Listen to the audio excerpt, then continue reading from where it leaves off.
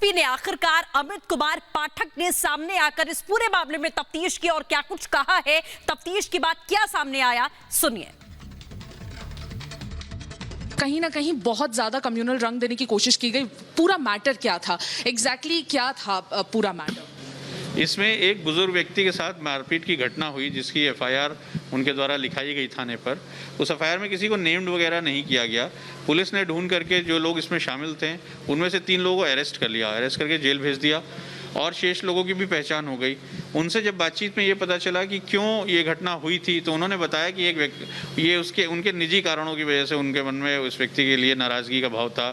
तावीज़ बना के दिया था, तावीज़ सही काम नहीं कर रहा था, गलत काम कर रहा था। तो ऐसे में उन लोगों ने इनके साथ ये मारपीट की घटना करी। इसका हम लोगों ने कठोरता से इन लोगों के खिलाफ कार्रवाई करी, 3 लोगों को जेल भेजा है इसमें और शेष लोगों को भी हम लोग इसमें गिरफ्तार करेंगे।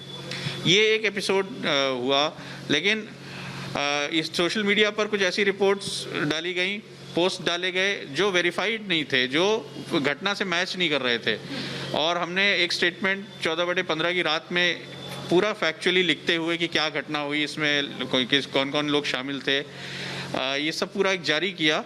लेकिन हमारे उस स्टेटमेंट जारी करने के बाद और सिचुएशन क्लियर करने के बाद भी लगातार ये गलत मैसेज का प्रसार किया गया कि ये एक समुदाय विशेष के लोगों के द्वारा किया गया है और ये सांप्रदायिक किसी घटना को अंजाम देने के लिए किया गया है, जबकि ऐसा नहीं था।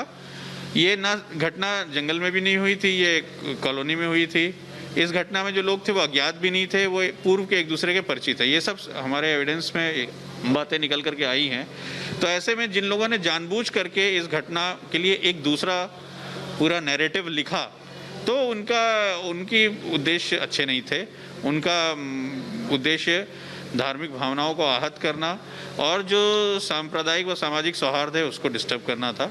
ऐसे व्यक्तियों के खिलाफ हमने एफआईआर कल लिखी है 7 लोगों के खिलाफ, ट्विटर और ट्विटर इंडिया के खिलाफ। हमारी social media team actively monitor कर रही है और भी जो लोग अभी प्रकाश में आएंगे हम उनके खिलाफ भी कार्रवाई करेंगे।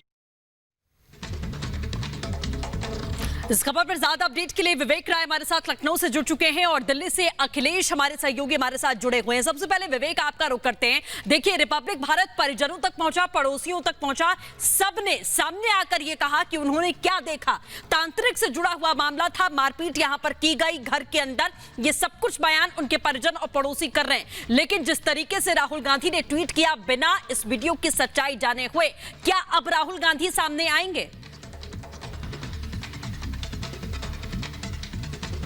देखिए, बड़ा सवाल यही है कि क्या राजनीतिक दल जो बिना चीज़ों का तथ्य जाने हुए लगातार इस तरीके के भ्रामक पोस्ट कर देते हैं, भ्रामक चीज़ें शेयर कर देते हैं, उससे कहीं ना कहीं जनता को कहीं ना कहीं एक तरीके से उनके मन में अलग तरीके के सवाल खड़े होते हैं। और इन सभी चीज़ों को अगर आप देखिए, पिछले 10 दिन की जो इस पूरे प्रकरण में चीज़ें रहीं, उसमें पुलिस को जैसे ही चीज़ों की जानकारी मिली, पुलिस ने लगातार उस पर कार्यवाही करी है। पुलिस ने 3 लोगों को गिरफ्तार किया। उसके बाद बड़ा सवाल यही है, और यूपी पुलिस भी इसी बात की छानबीन कर रही है, यूपी सरकार भी इसी बात को खोजना चाह रही कि वो कौन ऐसे लोग हैं। बिल्कुल विवेक, मैं आपके पास आऊंगी। अखिलेश राय हमारे साथ जुड़े हुए, उनका रुख कर लेते हैं। अखिलेश, जिस तरीके से ट्विटर पर एक बार फिर से ये बड़ी कार्रवाई की गई है कि अगर नियमों का आपने पालन किया होता तो ऐसे वीडियोस इस तरीके से वायरल ना होते। बिल्कुल, ये घटना बताती है कि जो सरकार ने आईटी के नए रूल बनाए हैं उसको लागू करना कितना जरूरी है। एक इनके लिए अधिकारी नियुक्त करना जरूरी है जो इन चीज़ों का ध्यान रखे कि सामाजिक जो विद्वेष फैलाने वाली जो सामग्री है वो पोस्ट होने से पहले उसके फैक्ट्स चेक किए जाएं, असल में है कि नहीं। ये वीडियो पिछले कई दिनों से वायरल हो रहा था, न ट्विटर ने उस पर ध्यान दिया, न दूसरे सोशल मीडिया। बिल्कुल जाहिर अखिलेश, इसी तरीके की लापरवाही है जिसका अब ट्विटर को जवाब देना पड़ेगा और खामियाजा भुगतना भी पड़ रहा है। अखिलेश, विवेक, आप दोनों का हमारे साथ जुड़ने के लिए बहुत बहुत शुक्रिया।